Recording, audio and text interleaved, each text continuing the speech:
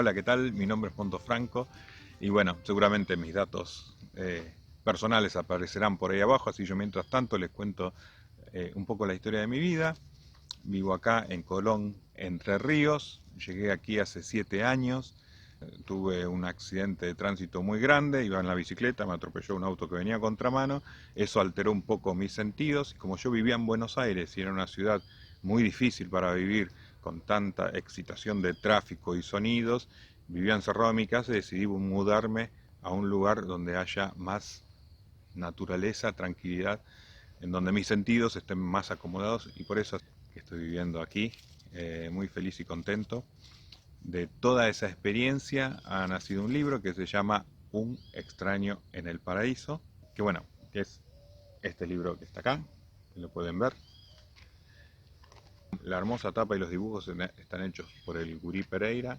Estos son mis borceguíes cuando voy a la playa, que me tiro ahí a descansar y esta es la hermosa vista que yo tengo.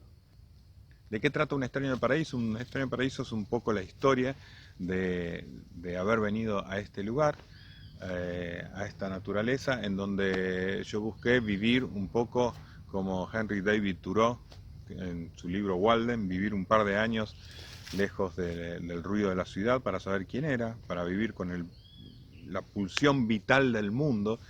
Y bueno, lo logré y de esa epifanía, de ese momento, de ese relámpago de lucidez, salió este libro. Pero yo escribo desde siempre, desde muy chiquito. Mi abuelo me crió y fue el que me puso el amor hacia las letras. Yo veía que él escribía en una máquina gigantesca, terrible, que era su máquina de escribir. Imagínense, para un chico de 2 años una máquina de escribir era un aparato gigantesco. Y él de ahí sacaba unas hojas, las leía y me contaba historias. Era increíble. Una fábrica de historias. Y entonces yo dije, cuando sea grande quiero manejar una fábrica de historias. Y bueno, cuando mi abuelo se iba, yo sacaba, en el escritorio tenía cajones, sacaba un cajón, otro cajón, hacía una escalera, subía y me ponía a oler el olor de la tinta del rodillo, ¿no? Por donde pasaba la tinta que pegaba la letra y marcaba en el papel. Bueno, ese olor a tinta era el olor de la gloria para mí. Y yo siempre supe que era escritor, que podía hacer 1000 cosas en la vida, pero que yo era escritor. De hecho, he pintado casas, he trabajado en laboratorios porque soy técnico químico, he trabajado en guardias rotativas en la empresa de luz, cuidado de enfermos, he cortado el pasto, he limpiado piletas, he trabajado con enfermos terminales, he hecho infinidad de trabajo, pues yo sabía que era un pintor, pero antes era un escritor. De hecho, era un escritor que pintaba, era un escritor que hacía guardias y siempre todo eso fue el material que me construyó y que construyó las historias y que me hizo llegar a ser quien soy.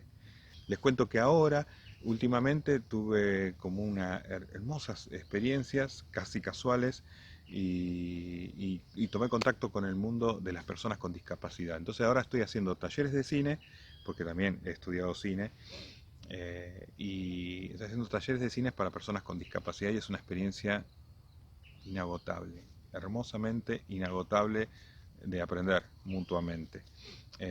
También fui guionista, trabajé mucho para grandes productoras como History Channel, Discovery Channel, Nat Geo, trabajé para Cuatro Cabezas, hice muchos documentales, algunos ganaron premios, hice 2 documentales para el Papa y uno ganó el Martín Fierro y el otro ganó el Emmy Internacional. Esa también es un poco parte de mi historia. Y como este es un pequeño flash de lo que uno es y lo que uno hace, antes de irme les voy a leer un pequeño cuento que dura 1 minuto 20. El cuento se llama Mi casa. Bien, y dice así. Cuando tenía 8 años, fui desafiado por mi maestra para describir ante mis compañeros cómo era mi casa. Bueno, para entrar en mi casa es requisito indispensable el tener alas, porque la única entrada es por el gran ventanal que da al primer piso a la calle. La salida, en cambio, es por una puerta común y corriente, pues el living es demasiado angosto y no hay lugar para tomar el envión necesario para el más modesto de los despegues. Tenemos también una mesa mágica. A esa altura de mi exposición, desaparecí del aula siguiendo a mi oreja izquierda, que había quedado atrapada entre el índice y el pulgar de la tierna mano de la señorita Dora. Repítaselo ahora al padre rector. coloqué mis orejas a una misma altura, me alineé un poco y satisfice de inmediato el pedido. Bueno, para entrar en mi casa es requisito indispensable el tener alas.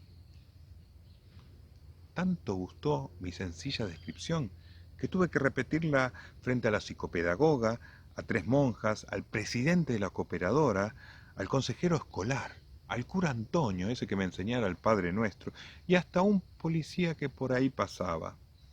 Y todos coincidieron en que debían acompañarme hasta mi casa, seguro que para conocerla, y además porque querían hablar de no sé qué cosa con papá.